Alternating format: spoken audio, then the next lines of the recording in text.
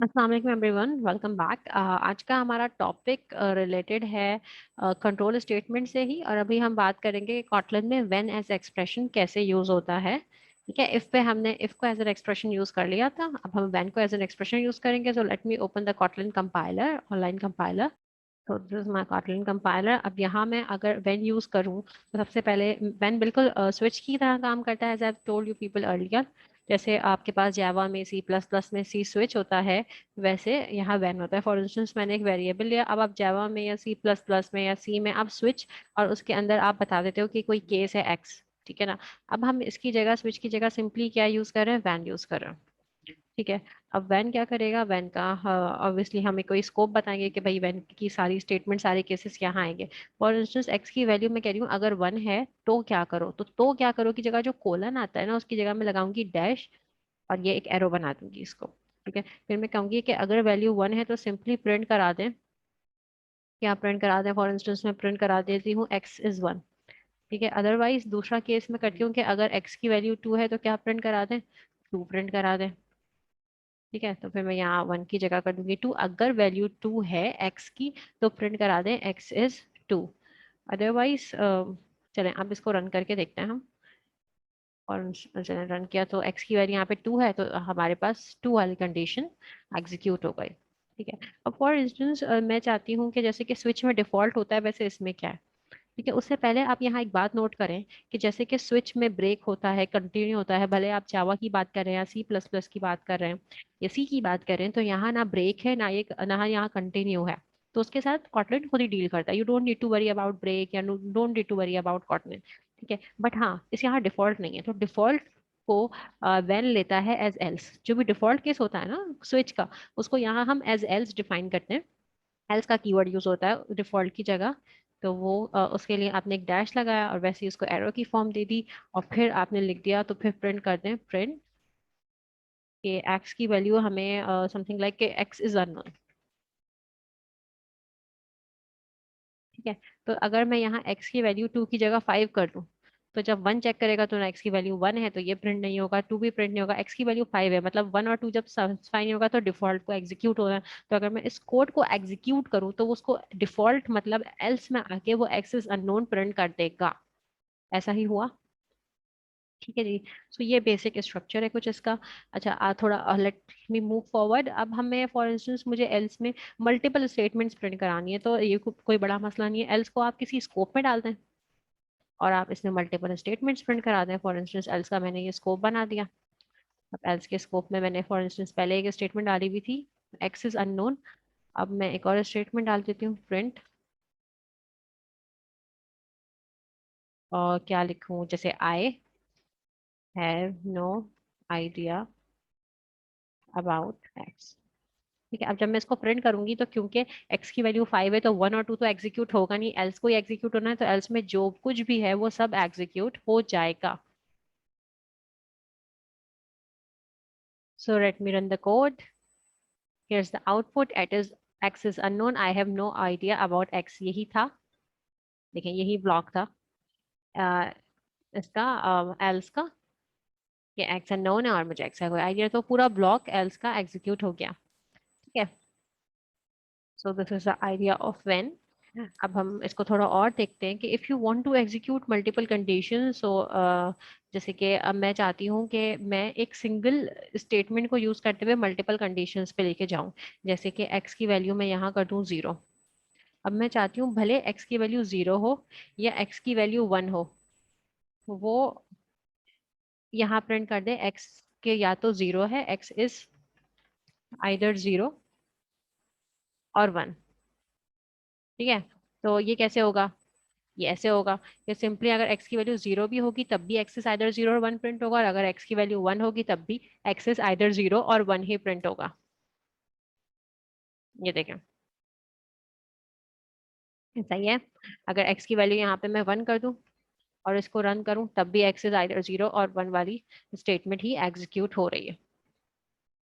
Same goes with अगर मैं यहाँ पे 2 लगाना चाहूँ या 3 लगाना चाहूँ, वट एवर सो, तो वो सब आप बिल्कुल कर सकते हैं, it's possible.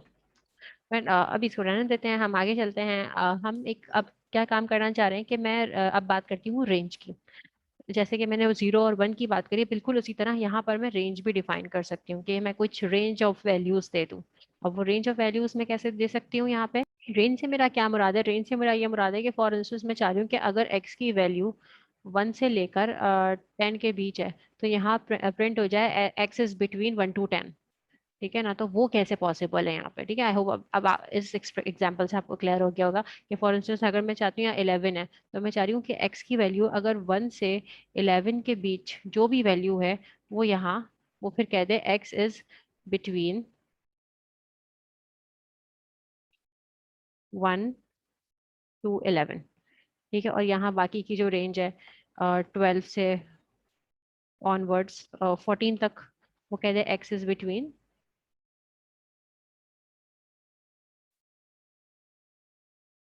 X is between 12 to 14। ठीक है, कुछ इस तरह से। ठीक है, अदरवाइज एक्स इज अननोन या I have no idea about x print हो जाए। ठीक है, फॉर इंस्टेंस एक्स की वैल्यू मैंने कर दी 11, तो उसके लिए आप एक कीवर्ड यूज करते हैं इनका। उसके लिए आप एक कीवर्ड यूज करते हैं इनका। अब देखें एक्स की वैल्यू 11 है, तो यहाँ प्रिंट होना चाहिए एक्स इज बिटवीन 1 to 11। देखें यही हो रहा है। अगर x की वैल्यू यहाँ मैं कर दूं 13, तो 13 12 से 14 के बीच लाया कर रहा है, तो यहाँ ये प्रिंट हो जाएगा x इज बिटवीन 12 to 14। ठीक है, ये याद रखिएगा, इसके लिए कीवर्ड होती है, इन यूज होता है। तो मैंने रन करा, x is between 12 to 14 print हो गया। ठीक है, दिस इज द थिंग कि जब आप कोई रेंज डिफाइन करना चाहें तो वैसे कर सकते हैं। अच्छा, एक और वेरिएशन देखते हैं इसकी। एक और वेरिएशन इसकी मैं ऐसे देखूं कि जैसे मैं कह रही हूँ कि रेंज ये है, बाकी ये सिर्फ 12 के लिए कर दूं।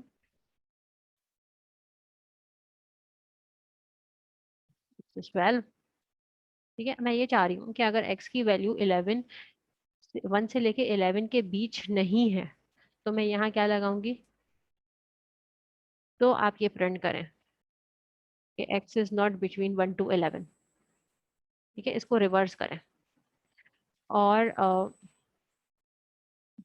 अदरवाइज आपका 12 मतलब नॉट आप किसी रेंज के साथ लगा देंगे, इस रेंज में ना हो। ठीक है, इस रेंज में ना हो। अगर मैं इसको रन करूँ तो x की वैल्यू मेरे पास 13 है।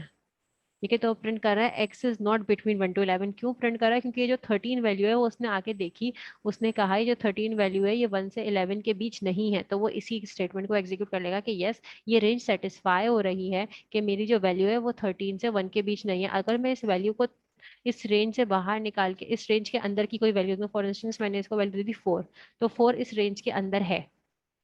ठीक है, तो फिर वो इस स्टेटमेंट को एग्जीक्यूट नहीं करेगा। ठीक है ना, ये 4 वैल्यू थी, ये इस रेंज में आ रही है।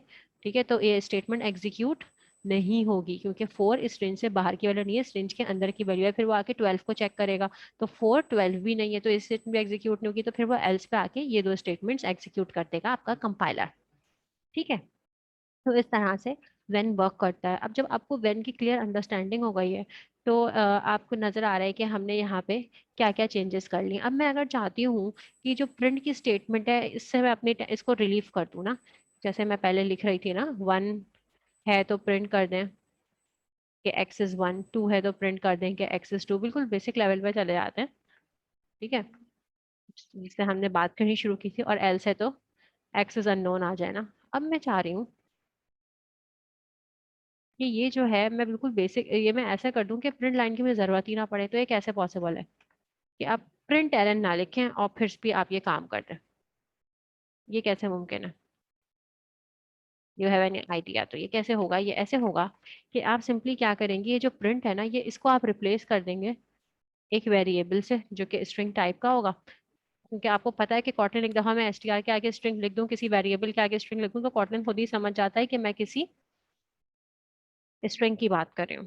ठीक है जी, तो ये मैंने इस स्ट्रिंग को कर दिया। लेकिन हाँ, अब आप जो स्ट्रिंग ले रहे हैं तो आप उसको डिक्लेयर जरूर करें। इस स्ट्रिंग के वेरिएबल को मैंने कहीं डिक्लेयर नहीं किया, तो लेट मी डिक्लेयर इट।